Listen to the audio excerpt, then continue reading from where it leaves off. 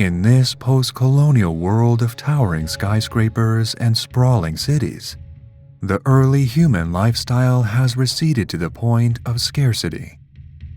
Tribes continuing to live as hunter-gatherers have both been forced out of their homes and mistreated by the governments both old and new.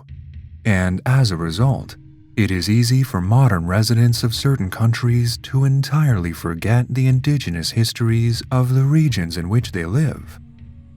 A prime example of this are the First Nation peoples of South Africa, the Khoikhoi or Khoisan. These people are the oldest tribe still in existence today, and their story is a remarkable and often untold one. Today on Early Humans, we will be bringing you something a little different. A look into the lives of modern peoples who live in the same manner our ancestors did, thousands of years ago.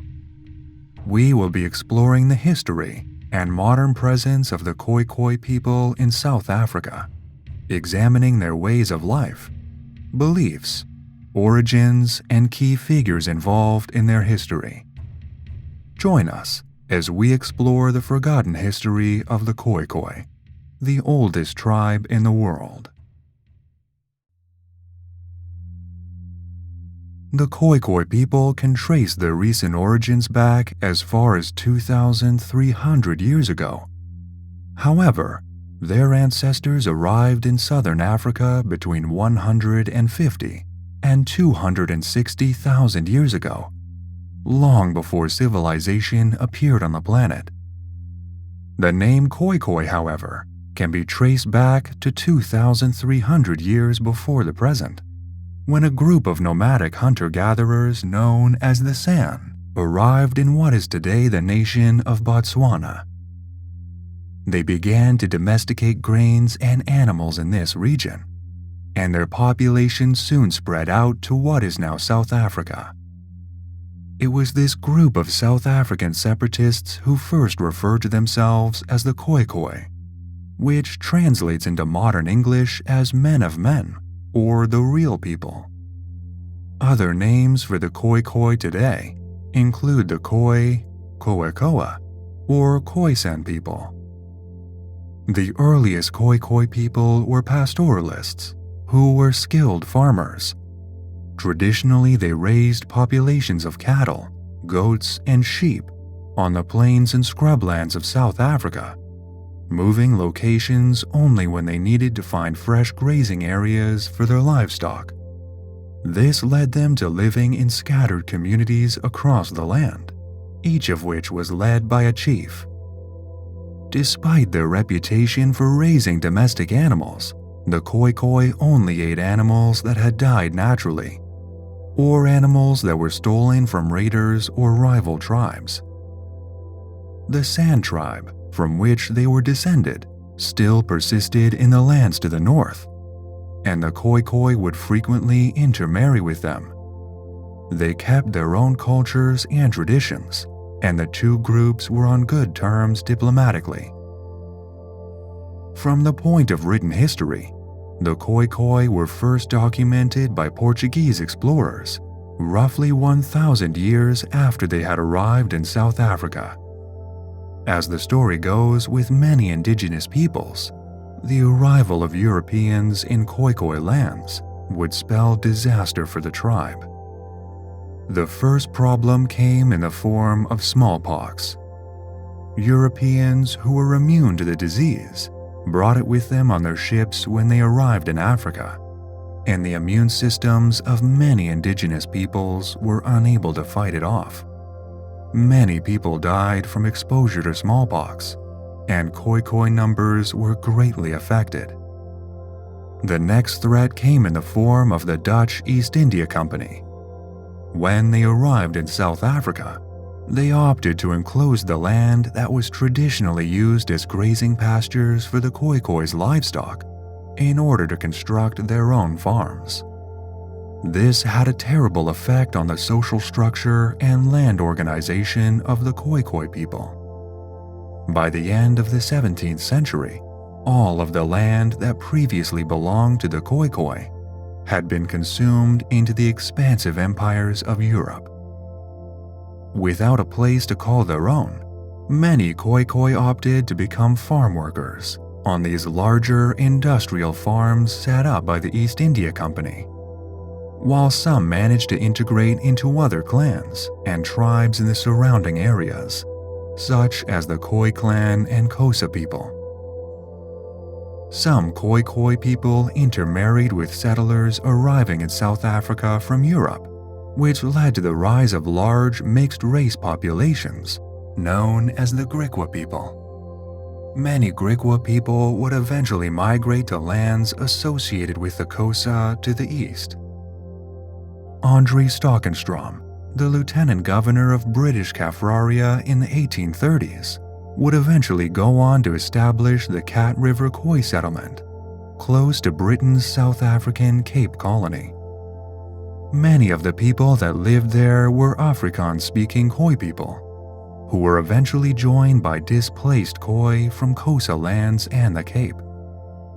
The settlement soon became autonomous and were able to thrive independently from the Cape Colony nearby.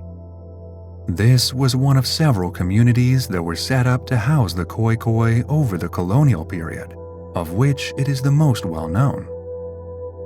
By the 18th century, the Khoikhoi living around the Western Cape of South Africa had begun to integrate back in with the Dutch settlers establishing communities in the region, but it was not easy for them.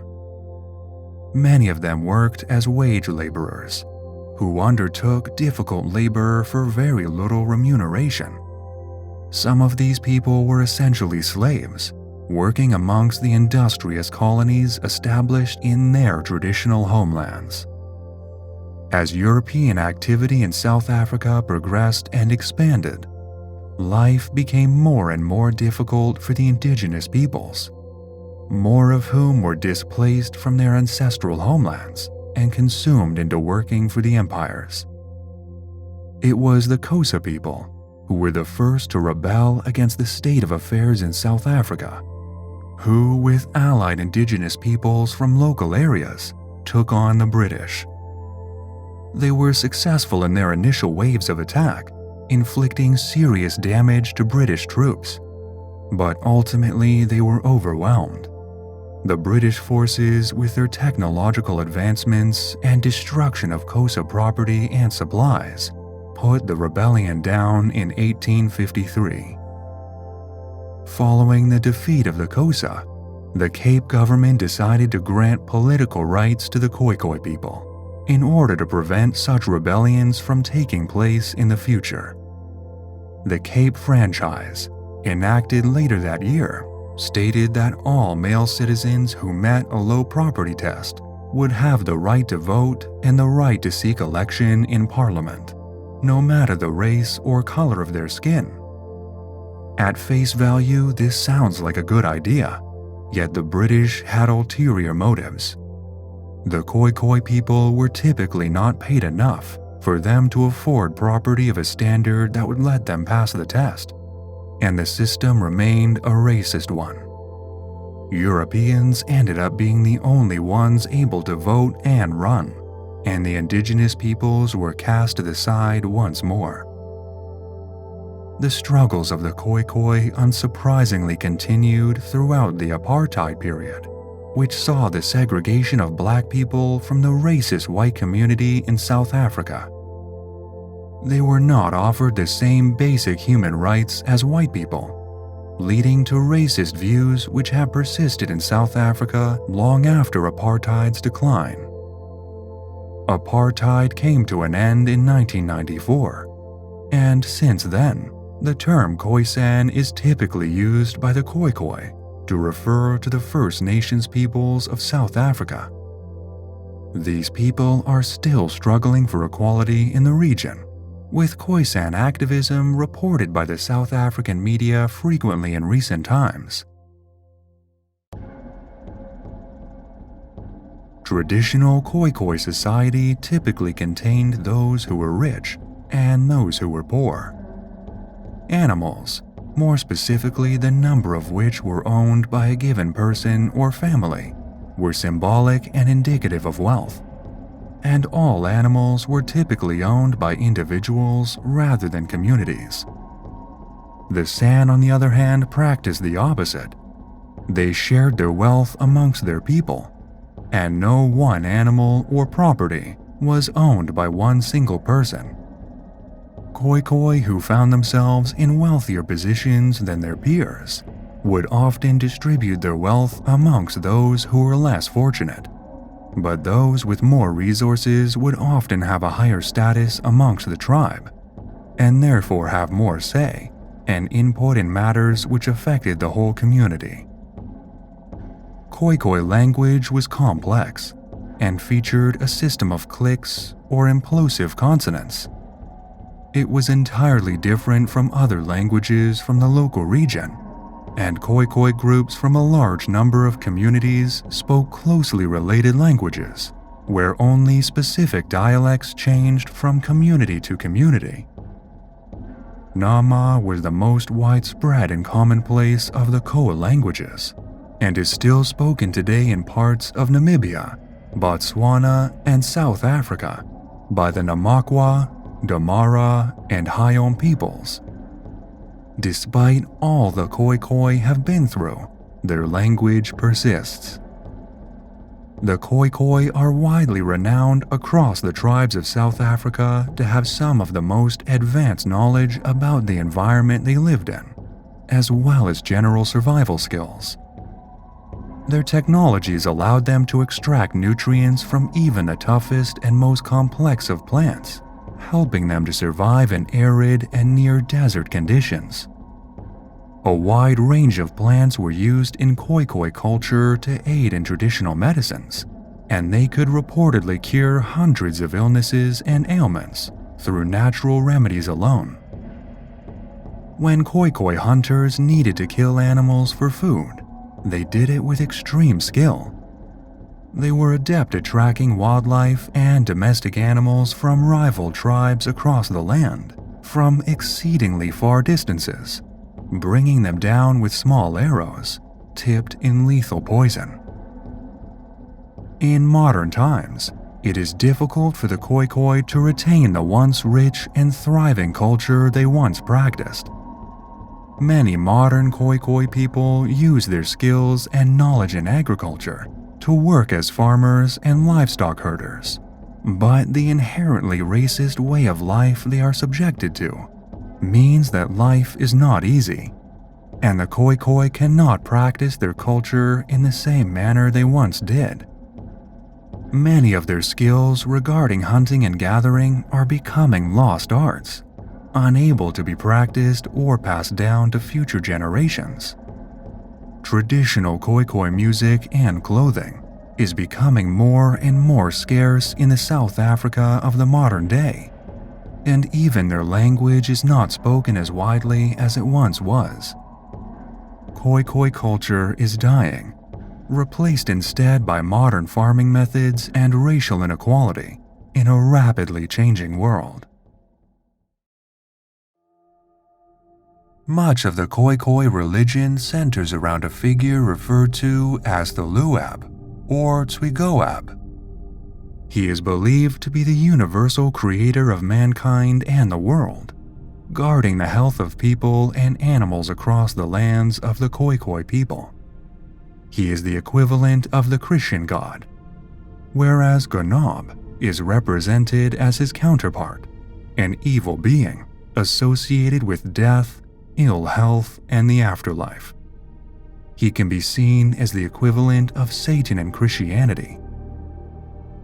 The moon was particularly significant in the traditional Khoikhoi beliefs and religions, and is thought to have been Tholoab's physical manifestation in the real world, a tangible object for the Khoikhoi to worship and revere. This can be compared to the local religion of the San people, who also worshipped celestial bodies such as the sun, moon, and stars. Heroes and characters in San folklore are assigned to stars in the night sky, who take on many forms, including porcupines, hyraxes, mongooses, shape-shifting gods, and controllers of thunderstorms. In the modern day, there are unsurprisingly few people who still follow the religion and belief system of the traditional Khoikhoi and Khoisan.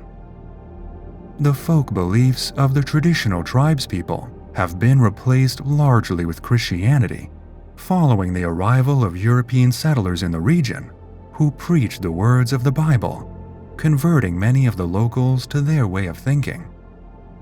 There is also a large population of Nama Muslims present among the Khoikhoi peoples of the modern day, following the spread of Islam from northern Africa and the Middle East down to southern Africa.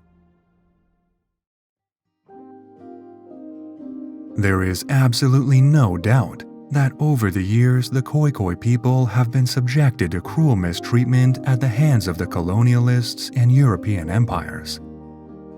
They and their ancestors have been the victims of smallpox infections, displacement, borderline slavery, and almost the entire eradication of their culture, language, and belief system. As sad as this is the story for many groups of indigenous people across the world who have been affected by the expansion of the empires of the 17th and 18th centuries. As these empires grew, they became dependent on the exploitation of local indigenous populations, and so they ended up increasing their power and wealth at the detriment of those who lived there before them. This is a continuously ongoing threat to native populations both within and outside of Africa, and the racism that fuels it is still sadly ongoing. So how can you help keep their cultures alive? There are a few ways. The best way is to donate to indigenous peoples and the organizations that fight for their rights. Money spent to support native populations invariably goes a long way. Organizations such as Cultural Survival, for example, support grassroots indigenous community schemes and building projects that provide support to native peoples fighting for their lands and cultures. Reading about the cultures and lifestyles of lost and marginalized cultures is a great way to keep their memory and ways of life alive. And signing petitions to support indigenous communities can help add more voices to back those struggling in times of need. With these schemes led by charities across the world, it is a big hope that groups of indigenous peoples such as the Khoikhoi will be able to revive their cultures and make a comeback in their ancestral homelands across the world. There is a lot to fight for, and the world is a long way from being perfect in its current state. But changes are being made, and perhaps one day native cultures will be able to make a comeback. Until then, there is much to be done to support those in need.